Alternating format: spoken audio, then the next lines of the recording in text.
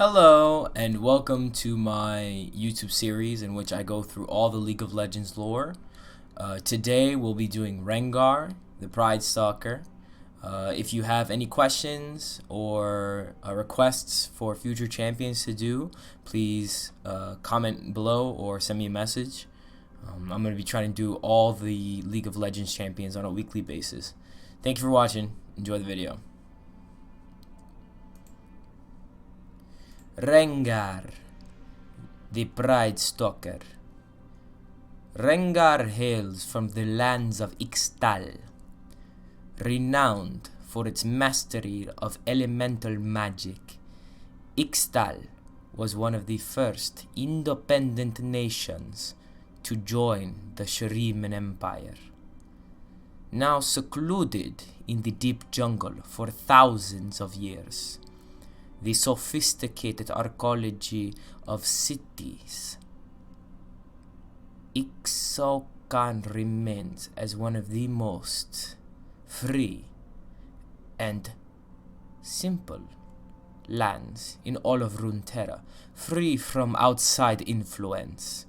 Having witnessed from afar the ruination of the Blessed Isles, the rune wars that followed, the Ixtali view of all other factions of Runeterra are as upstarts and pretenders, and their use of powerful magic to keep any intruders at bay. Rengar is a ferocious Vastayan trophy hunter who lives for the thrill of tracking down and killing dangerous creatures. He scours the world for the most fearsome beasts he can find, especially seeking any trace of Kha'Zix, the void creature who scratched out his eye. Rengar stalks his prey for neither food nor glory, but for the sheer beauty of the pursuit. Rengar hails from a tribe of Shrima, Vastayans known as the Kilash, whose society venerated the honor and glory of the hunt. Rengar was born the runt of the litter to the tribe's chieftain, Punjaf. Punjaf believed Rengar's diminutive size would make him a worthless hunter. He ignored his child, assuming the runt would starve to death. Eventually, the young Rengar fled the camp, ashamed that he had disappointed his father. He subsisted on grubs and plants for a week until one day he was nearly killed by a legendary human hunter by the name of Markon. Upon seeing Rengar's state, he took pity on the creature and let it live. Besides, there was no mighty Vastayan warrior worthy of Markon's blade. Rengar spent months following Markon, feeding on the corpses the hunter left behind. He still hoped to one day rejoin his tribe, so he took great care in observing how Markon took down his quarries. After some time, Markon grew sick of the pathetic Kilesh. Following him around everywhere he went, he put a knife to Rengar's throat and informed him that the only way to be a hunter was to hunt. He tossed Rengar the blade and kicked him down a ravine, where he was forced to make his first kill and survive. From then on, Rengar spent years pushing himself almost to the breaking point. He scoured Shurima for the most powerful and dangerous prey. Though he would never be as big as other Kilesh, Rengar was determined to be twice as ferocious.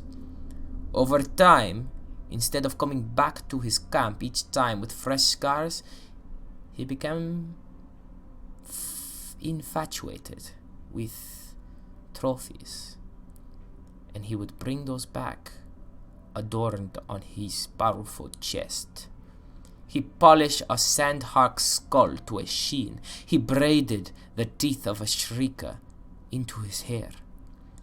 Then he decided the time had come.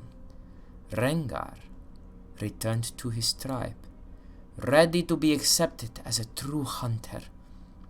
Punjab scoffed at Rengar and his trophies. He decreed that only by bringing back the head of the elusive, legendary, void abomination known as Kha'Zix would Rengar be welcomed back into the tribe.